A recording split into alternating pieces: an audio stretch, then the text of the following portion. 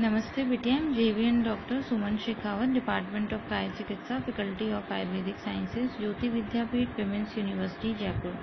Today we will discuss about Amlapith. That what is Amlapith, what is the sign and symptoms, what is the pathogenesis, what is the treatment of Amlapith. Now we will talk about अम्लपित्त। Madhav निदान में अम्लपित्त का स्वतंत्र रोग के रूप में वर्णन मिलता है। चरक संहिता के अंदर इसका अलग से वर्णन नहीं मिलता, केवल गृहिणी रोग में ही इसका थोड़ा सा वर्णन मिलता है। अम्लपित्त की अगर हम निरुक्ति के लिए बात करें तो अम्लपित्त के लिए आया है अम्लम विदग्धम च तत्पित्तम अम्लपित्तम, अर्थात जो पित्त विदग्ध होकर के अम्ल हो जाता है उसे अम्लपित्त कहते हैं।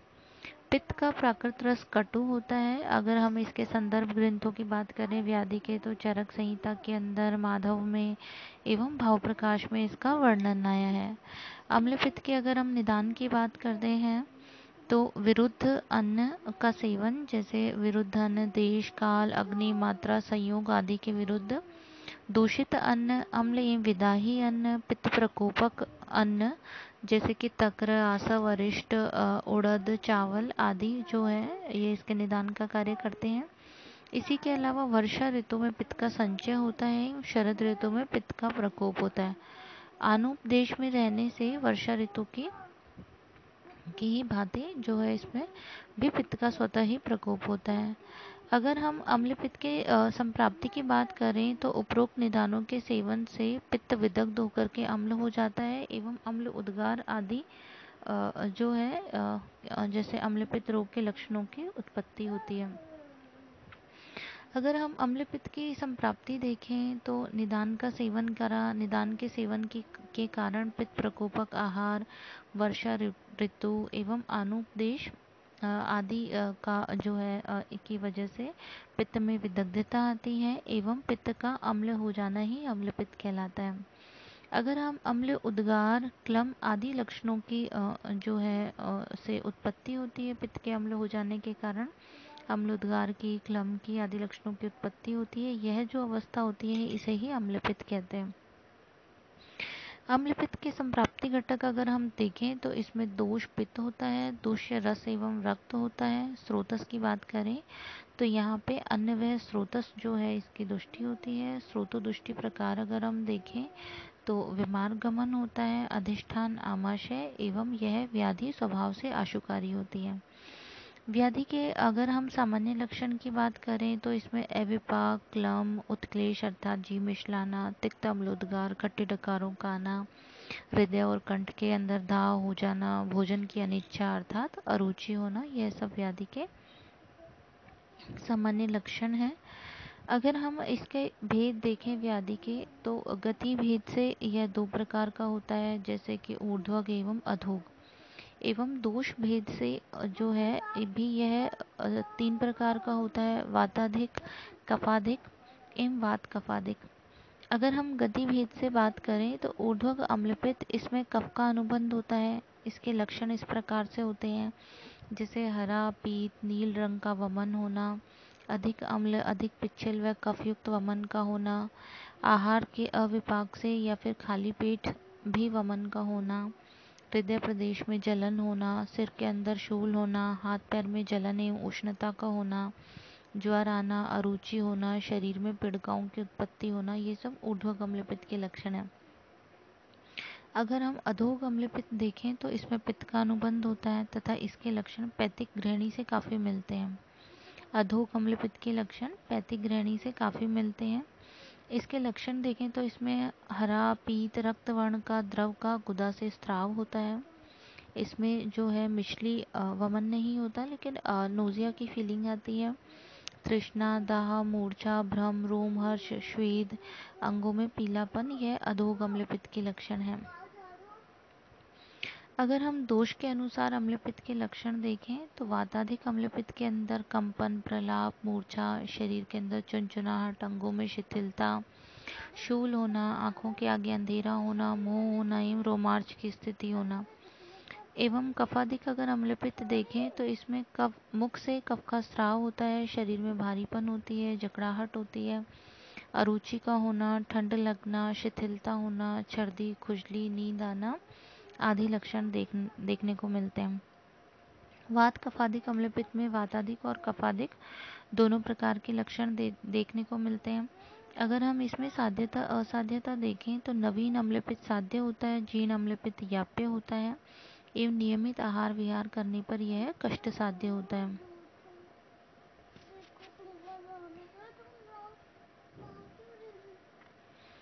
इसके अंदर जो है अगर हम चिकित्सा सूत्र देखें व्याधि का, तो इसमें संशोधन, संशमन, निदान, परिवर्जन चिकित्सा बताई गई है। एतावदम भिषजाम कार्यम रोगे रोगे यथाविधि। इन्होंने कहा है आचार्य जन ने कि निदान परिवर्जन अर्थात उष्ण तीक्ष्ण विधायी विरुद्ध आहार का त्याग करें।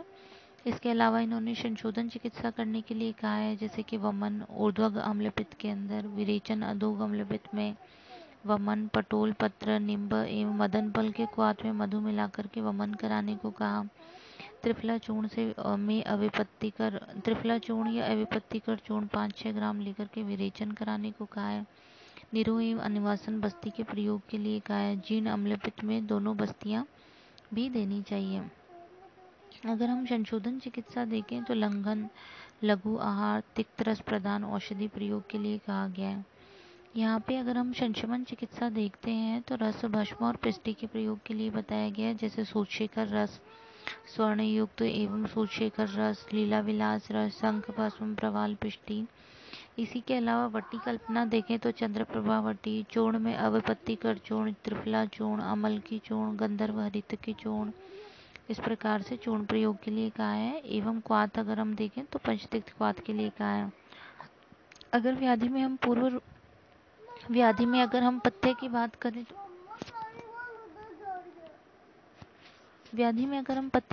करें तो दूध, मधु, तिक्त द्रव्य, नीम, करेला, पटोल आदि, वमन, विरेचन, बस्ती, कुंजल क्रिया के लिए कहा है। 1 गिलास पानी प्लस 1 चम्मच मधु सुबह खाली पेट हर ऋतु में एवं ताजी लस्सी के प्रयोग के लिए कहा है। अगर हम यहाँ अपथ्य देखें तो गुरु, अभिसंधि, विदाही, पित्तवर्धक आहार विहार, मसालेदार खट्टी वस्तुएं, चाय, कॉफी, मैदे से बनी हुई चीजें, तले हुए पदार्थ, ठंडा दूध एवं रात्रि जागरण, दिवा स्वप्न, वेग धारण आदि का जो है अपथ्य बताए गए हैं। Thank you. I hope you all are satisfied with this session. If you feel any kind of problem with this session, please mention it in comment box. I will resolve it soon. Thank you.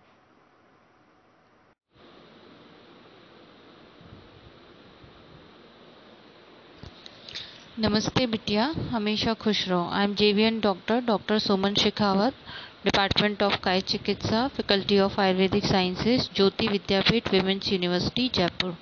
Today we will discuss about Ajirna. अजीर्ण क्या होता है?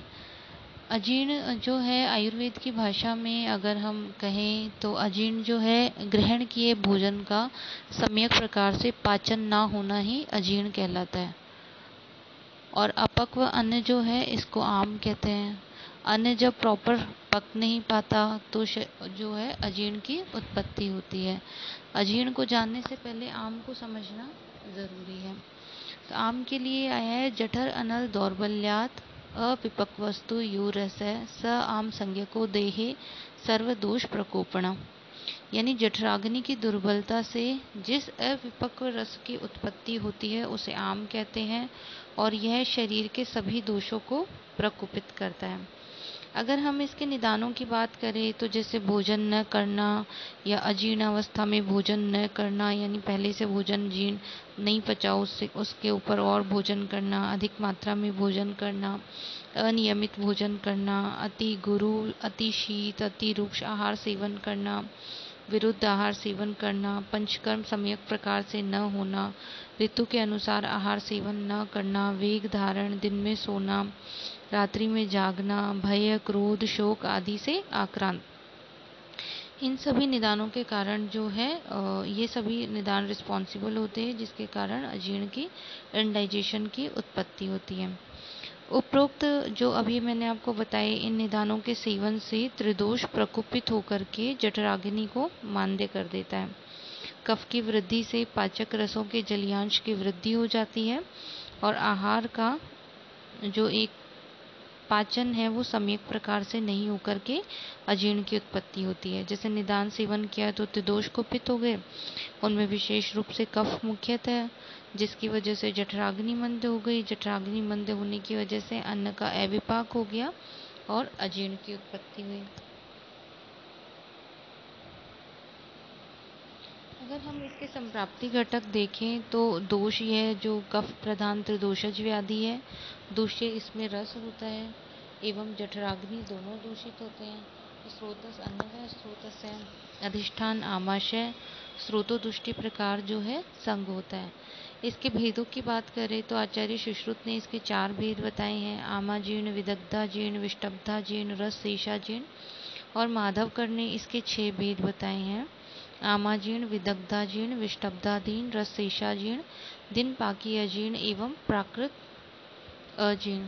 सामान्य लक्षण की बात करें तो अजीर्ण की कंडीशन के अंदर जैसे विष्टंभ यानी मल एवं अपान वायु का रुकना, सदन अर्थात शरीर में भारीपन, सिर में दर्द, मूर्छा, तृष्णा, ज्वर, सर्दी, इस तरह के लक्षण देखने को मिलते हैं। इसी के अलावा भ्रम जो है, चक्कर आना, कटिग्रह, कमर में दर्द, जम्बाई, सभी अंगों में दर्द, अरुचि, अविपाक एवं तृष्णा, इस तरह के लक्षणों की उत्पत्ति होती है।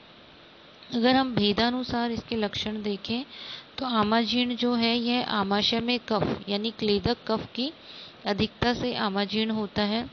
कफ की अधिकता होने से क्लेदक कफ की भी वृद्धि हो जाती है। इसकी अधिकता से आमाशयिक अम्ल रस का स्राव कम हो जाता है। इस प्रकार जो अजीर्ण होता है उसे आमाजीर्ण कहते हैं। लक्षण की बात करें तो शरीर में भारीपन, जी मिचलाना, कपोल एवं अक्षी में शोथ और उद्गार, इस तरह के लक्षण इसमें देखने को मिलते हैं। विदग्धाजीर्ण जो है पित्त की वृद्धि से जो अजीर्ण होता है उसे विदग्धाजीर्ण कहते हैं। इसमें पित्त की वृद्धि से पित्त के अम्ल एवं द्रव गुण की वृद्धि हो जाती है और इसी से अजीर्ण होता है। लक्षण की बात करें तो विदग्धाजीर्ण के अंदर भ्रम, तृष्णा, मूर्छा, अम्लोदगार, श्वेद, दाह, इस तरह के लक्षण उत्पन्न होते हैं। नेक्स्ट है विष्टब्धाजीर्ण। विष्टब्धाजीर्ण जो है यह वात की अधिकता से जो अजीर्ण होता है उसे विष्टब्धाजीर्ण कहते हैं। वात वृद्धि से अग्नि विषम हो जाती है तथा कभी पाचक रसों का स्राव कम, कभी असमय, कभी अधिक होता है, जिसके कारण अन्न का सम्यक पाचन नहीं हो पाता। अगर हम इसमें लक्षण की बात करें तो शूल, आदमान, विविध वात वेदनाएं, मल का अवरोध, अपान वायु का अवरोध, स्तब्धता, जकड़ाहट, अंगों में पीड़ा, ये सभी लक्षण देखने को मिलते हैं। रस शेषाजीर्ण, आहार द्रव्य के अधिकांश भाग का पाचन हो जाने पर भी कुछ अंश का अपाचित रह जाना ही रस शेषाजीर्ण कहलाता है। इसके लक्षण जो हैं जैसे शुद्ध उद्गार इसका विशेष लक्षण है, भोजन में अनिच्छा, उदर में भारीपन, मुख से लाला स्राव, इस तरह के लक्षण इसमें देखने को मिलते हैं। नेक्स्ट है दिन पाकी अजीर्ण। दिन पाकी अजीर्ण स्वस्थावस्था में भोजन का पाचन एक अहोरात्र में हो जाता है, किंतु असमय भोजन करने से ग्रहण किया गया अन्न पचने से पहले दोबारा अन्न ग्रहण करना या अधिक मात्रा में अन्न ग्रहण करने से आहार का पाचन अगले दिन होता है, इसे दिन पाकी अजीर्ण कहते हैं। अगर हम जो है आहार सेवन के नियमों के महत्व को दर्शाने के लिए जो है इसका वर्णन किया गया है। आहार अगर हम समय से करते हैं तो दिन पाकी अजीर्ण जो है इससे ग्रसित नहीं होना पड़ता। नेक्स्ट है प्राकृत अजीर्ण। प्राकृत अजीर्ण जो है यह स्वाभाविक रूप से सभी स्वस्थ व्यक्तियों में होता है। आहार ग्रहण करने के पश्चात उसके पाचन से पूर्व की अवस्था जो होती है इसे प्राकृत अजीर्ण कहते हैं। अजीर्ण जो है इसमें आमाजीर्ण, विदग्धाजीर्ण, विष्टब्धाजीर्ण ये अन्नज हैं। रस शेषाजीर्ण जो है आहार रसजन्य बताया गया है। दिन पाकी अजीर्ण आहार नियम अपालन से होता है और प्राकृत अजीर्ण सामान्य स्थिति है। अगर हम अजीर्ण के उपद्रवों की बात करें तो अजीर्ण में मूर्छा, प्रलाप, वमन, लाला स्राव, सदन, भ्रम, इस तरह के उपद्रव की उत्पत्ति होती है।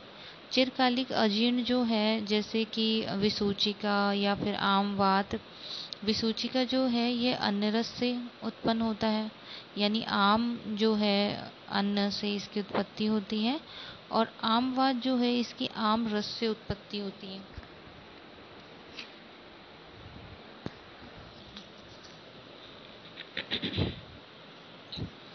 अगर हम चिकित्सा सिद्धांत की बात करें तो इसके अंदर निदान परिवर्जन जो है निदान परिवर्जन कराएं, आमाजीर्ण में उपवास या लघु आहार का सेवन कराएं, विदग्धाजीर्ण में वमन कराएं ताकि विकृत पित्त निकल जाए, शीतल जल थोड़ी मात्रा में बार बार पिलाएं। विष्टब्धाजीर्ण जो है इसमें वातानुलोमन कराएं, जिससे उष्ण जल में इसके लिए उष्ण जल के अंदर नमक मिलाकर पिलाएं एवं उदर पर गर्म पानी का सेक कराएं। रस शेषाजीर्ण में शयन कराएं, लंघन एवं पाचन द्रव्यों का प्रयोग भी करावें। भेद जो है इसके अंदर आमाजीर्ण कफ दोषजन्य, विदग्धाजीर्ण पित्त दोषजन्य एवं विष्टब्धाजीर्ण वात दोषजन्य होता है। अतः आमाजीर्ण की चिकित्सार्थ लंघन, उपवास से कफ का शमन करें।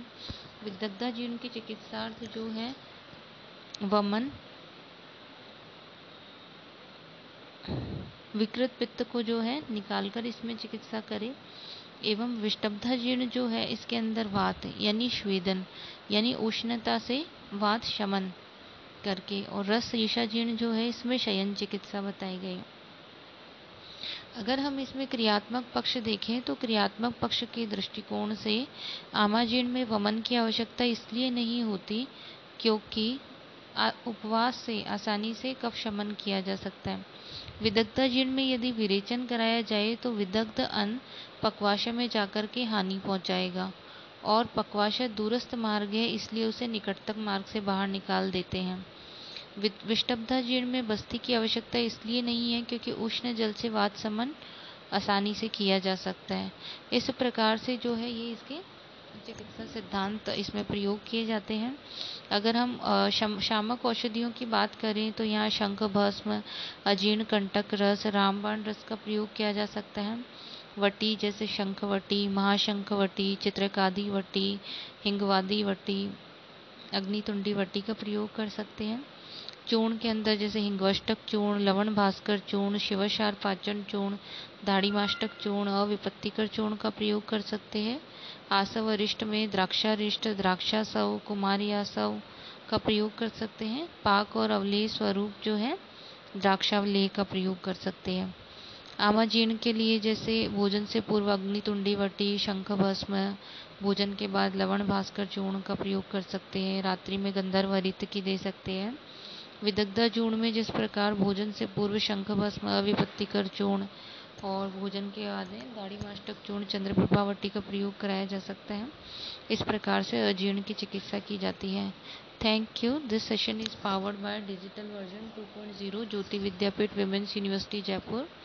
I hope you all are satisfied with this session. If you feel any kind of problem with this session, please mention it in comment box. I will resolve it soon. Thank you.